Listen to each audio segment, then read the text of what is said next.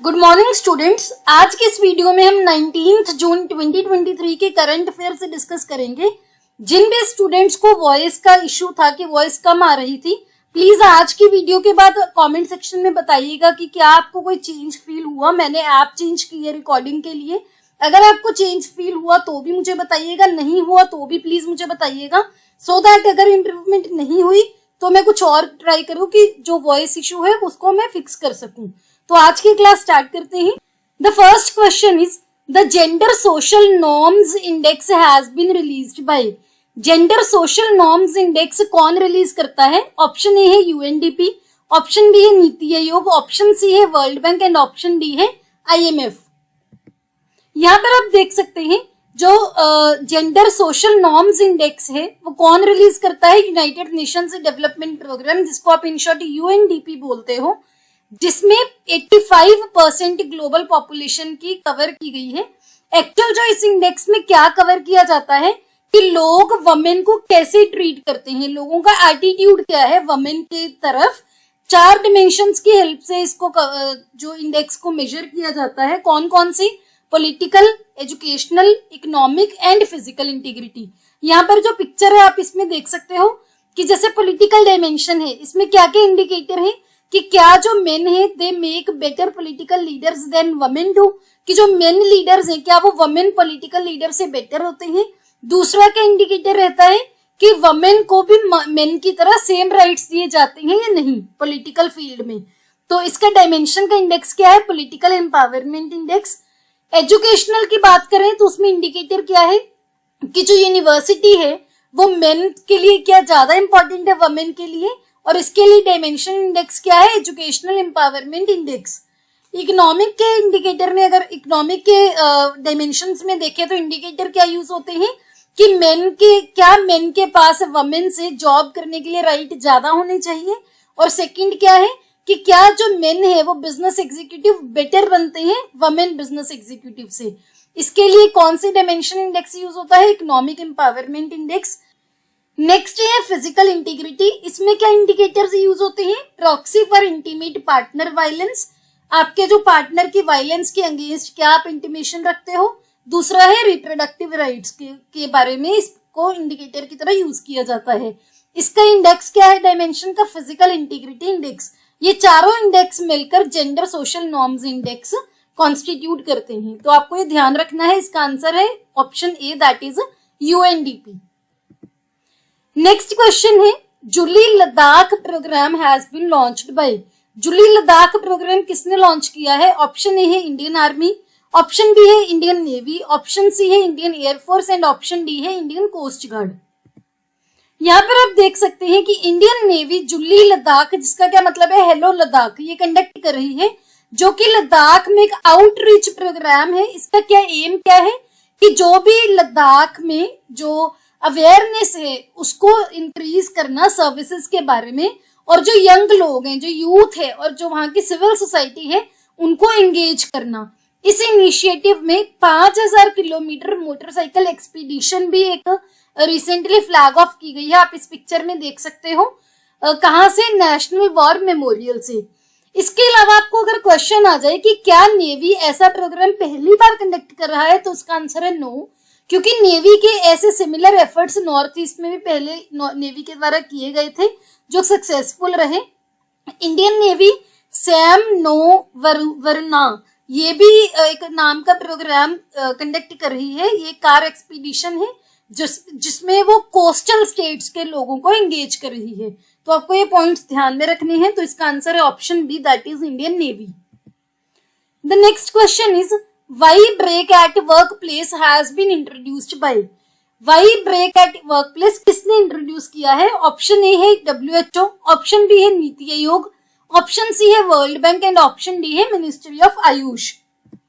यहाँ पर आप देख सकते हैं इस पिक्चर में कि वाई ब्रेक क्या है? Yoga break. इसमें क्या है जो Y break at work place है ये मिनिस्ट्री ऑफ आयुष ने इंट्रोड्यूस किया है, और इसका एम क्या है कि जो एम्प्लॉइज हैं वर्क प्लेस पे, जो भी काम करने वाले लोग हैं, उनको डी स्ट्रेस किया जाए, उनको रिफ्रेश किया जाए, और इससे क्या होगा उनका फोकस दोबारा से और बढ़ जाएगा, 5 मिनट का एक ब्रेक आप बोल सकते हो वो उनको दिया जाएगा। इसमें कुछ सिंपल योगा प्रैक्टिसेस हैं जो इंक्लूड की जाएंगी। कुछ आसन हो गए, प्राणायाम हो गया या ध्यान हो गया। ध्यान मेडिटेशन को बोलते हैं, प्राणायाम ब्रीदिंग टेक्निक्स को, और आसन जो पोस्चर्स होते हैं योगा में उनको बोला जाता है। तो आपको ध्यान रखना है। इसका आंसर क्या है? Ministry of AYUSH. The next question is world's most powerful hypersonic wind tunnel has been unveiled by. पूरी दुनिया का सबसे पावरफुल हाइपरसोनिक विंड टनल किसके द्वारा अनवील किया गया है? ऑप्शन ए है यूएसए, ऑप्शन बी है जर्मनी, ऑप्शन सी है चाइना एंड ऑप्शन डी है जापान। यहाँ पर आप देख सकते हैं चाइना ने रिसेंटली JF-22 अनवील किया है जो कि वर्ल्ड का सबसे पावरफुल हाइपरसोनिक विंड टनल है। JF-22 विंड टनल का एक्चुअल में यूज क्या होगा? वो चाइना के एरोस्पेस एम्बिशंस के लिए बहुत क्रूशियल एसेट की तरह काम करेगा। देश को इस चीज में हेल्प करेगा कि वो हाइपरसोनिक व्हीकल्स को डेवलप कर सकें। अब हाइपरसोनिक व्हीकल क्या होता है? हाइपरसोनिक व्हीकल उसको बोलते हैं जिसकी जो स्पीड है वो साउंड की स्पीड से 4 गुना होती है या फिर मैक 4 से ज्यादा होती है। हाइपरसोनिक व्हीकल कोई एयरप्लेन भी हो सकता है, मिसाइल भी हो सकती है, स्पेसक्राफ्ट भी हो सकता है। जो JF-22 विंड टनल है उसकी यहाँ पर आप पिक्चर देख सकते हो। तो इसका आंसर है option C, that is China. The next question is which country has recently raised the age of consent to 16 years from 13 years? कौन से देश ने कंसेंट की एज 13 साल से बढ़ाकर 16 साल कर दी है? ऑप्शन ए है चाइना, ऑप्शन बी है जापान, ऑप्शन सी है south Korea and option D है यूएई। यहाँ पर आप देख सकते हैं कि जापान की पार्लियामेंट ने एज ऑफ कंसेंट को 13 साल से बढ़ाकर 16 साल कर दिया है और ये ऑलमोस्ट एक सेंचुरी के बाद, 100 सालों के बाद, 100 साल से भी ज्यादा टाइम के बाद ये मूव लिया गया है। लास्ट टाइम जो चेंज किया गया था 1907 में, अब 2023 में चेंज किया गया है। इतने ज्यादा सालों के बाद इस चेंज के बाद क्या होगा कि अगर किसी के साथ भी सेक्सुअल इंटरकोर्स करना है तो बिलो 16, अगर आप किसी भी इंसान के साथ 16 साल के कम इंसान के साथ सेक्सुअल इंटरकोर्स में इन्वॉल्व होते हो तो उसको रेप कंसीडर किया जाएगा। इंडिया की अगर बात करें तो इंडिया में एज ऑफ कंसेंट है 18 इयर्स। आपको ये भी ध्यान रखना है। तो इसका आंसर है option B, that is Japan. The next question is the ministry of electronics and information technology यानी कि MeitY have joined hands with which company for G20 stay safe online campaign? Option A है Meta, option B है Microsoft, option C है Google and option D है Twitter. MeitY ने कौन सी company के साथ एक आप बोल सकते हो एग्रीमेंट किया है या एक मिलकर काम करने का डिसीजन लिया है? किसके लिए? G20 stay safe online campaign के लिए। Ministry of electronics and information technology ने गूगल के साथ जो है कोलैबोरेट किया है कि वो सिटीजन्स को अवेयर करेंगे as a part of G20 stay safe online campaign. ये किसके बारे में है? ऑनलाइन साइबर सेफ्टी के बारे में है। गूगल क्या करेगी? ऑनलाइन सेफ्टी के फंडामेंटल्स पर अवेयरनेस रेज करेगी through its be internet awesome program. तो अगर आपको क्वेश्चन आ जाए कि बी इंटरनेट ऑसम प्रोग्राम किसका है, आंसर है गूगल का। मीटी एक कैंपेन है जो स्टे सेफ ऑनलाइन कैंपेन है। ये इसका एम यही है कि सिटीजन्स के अमंग अवेयरनेस को जनरेट करना, स्पेशली एबल्ड जो आप बोल सकते हो जैसे मेंटली रिटार्डेड लोग हैं या जो भी कोई स्पेशली एबल्ड पर्सन है उसको सेफ वो रहे ऑनलाइन वर्ल्ड में। क्योंकि आजकल क्या है कि साइबर सिक्योरिटी थ्रेट्स बहुत ज्यादा कॉमन हो गई हैं और डिजिटल पेमेंट्स में भी आप बहुत ज्यादा फ्रॉड आप देखते हो, आम ही न्यूज में रहते हैं। तो इसी चीज के लिए ये अवेयरनेस कैंपेन जो है ये चलाया गया है। तो इसका आंसर है option C, that is Google. The next question is India's first जनजातीय खेल महोत्सव was recently concluded in which state? Bharat का पहला जनजातीय खेल महोत्सव कौन से राज्य में स्टार्ट किया गया, रिसेंटली कंक्लूड किया गया है? ऑप्शन ए है कर्नाटका, ऑप्शन बी है उड़ीसा, ऑप्शन सी है Madhya Pradesh and option D है उत्तर प्रदेश। यहाँ पर आप देख सकते हो कि हमारे प्रधानमंत्री जी ने यहाँ पर उन्होंने अपनी खुशी जाहिर की है कि पहला जनजातीय खेल महोत्सव है जो उड़ीसा के भुवनेश्वर में Kalinga institute of social science में बहुत अच्छे से ऑर्गेनाइज किया गया, कंक्लूड किया गया। जनजातीय खेल महोत्सव का एक्चुअल में क्या है, इसमें ट्राइबल लोग हैं जो, उसमें से 5000 ट्राइबल एथलीट्स ने भी पार्टिसिपेट किया, जिसमें जिन्होंने मिलकर 26 स्टेट्स को पूरे इंडिया में रिप्रेजेंट किया। अगर हम बात करें कि इसमें कौन जीता है, तो उड़ीसा है वो ओवरऑल चैंपियन रहा है, कर्नाटका सेकंड पर पोजीशन पर रहा है या फिर फर्स्ट रनर अप बोल सकते हो, और थर्ड पोजीशन पर रहा है झारखंड या फिर सेकंड रनर अप बोल सकते हो। यहाँ पर आप पिक्चर भी देख सकते हो, यहाँ पर लिखा भी हुआ उड़ीसा। फर्स्ट जनजातीय खेल महोत्सव ये हुआ था 9th to 12th जून 2023 में। इसका आंसर है option B, that is Odisha. The next question is dash becomes first railway station in north east to get FSSAI's eat right station certification. North east का कौन सा रेलवे स्टेशन पहला railway station बन गया है नॉर्थ ईस्ट का, जिसको FSSAI का ईट राइट स्टेशन सर्टिफिकेशन मिला है? ऑप्शन ए है गुवाहाटी, ऑप्शन बी है शिलोंग, ऑप्शन सी है इम्फाल एंड ऑप्शन डी है none of the above.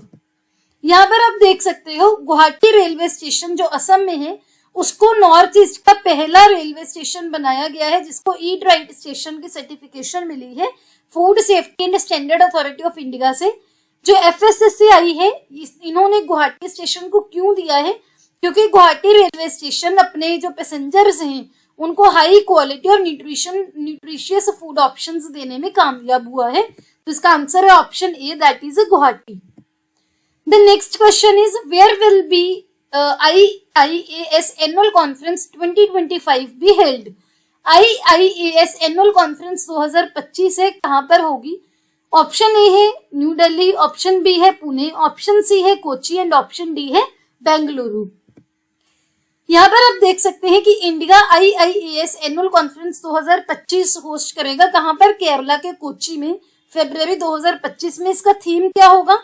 Next generation administrative reforms, empowering citizens and reaching the last mile. IIAS की अगर बात करें तो ये 1930 में स्टैब्लिश हुआ था, इसके हेडक्वार्टर्स हैं ब्रसल्स में, और इसका एम क्या है? पब्लिक एडमिनिस्ट्रेशन सॉल्यूशंस को इलेबोरेट करना, सो दैट जो आजकल के पॉलिसी चैलेंजेस हम फेस करते हैं उसको रिजॉल्व किया जाए। तो इसका आंसर है option C, that is Kochi. The next question is Tadoba Andheri tiger reserve is situated in? Tadoba Andheri tiger reserve कहां पर है? ऑप्शन ए है उत्तर प्रदेश, ऑप्शन बी है अरुणाचल प्रदेश, ऑप्शन सी है महाराष्ट्र एंड ऑप्शन डी है तमिलनाडु। यहाँ पर आप देख सकते हैं कि तडोबा अंधेरी जो टाइगर रिजर्व है वो कहां पर है? महाराष्ट्र में। यहाँ पर आप देख सकते हैं मैंने पॉइंट भी यहाँ पर लगाया है, तो इसका आंसर है option C, that is Maharashtra. ये हमारे सोशल मीडिया के जो यूजर नेम है, इनके डिस्क्रिप्शन में आपको लिंक भी मिल जाएंगे, आप हमें यहाँ पर फॉलो कर सकते हैं PDFs के लिए, फ्री क्विज के लिए। आप टेलीग्राम पर भी हमें फॉलो कर सकते हैं।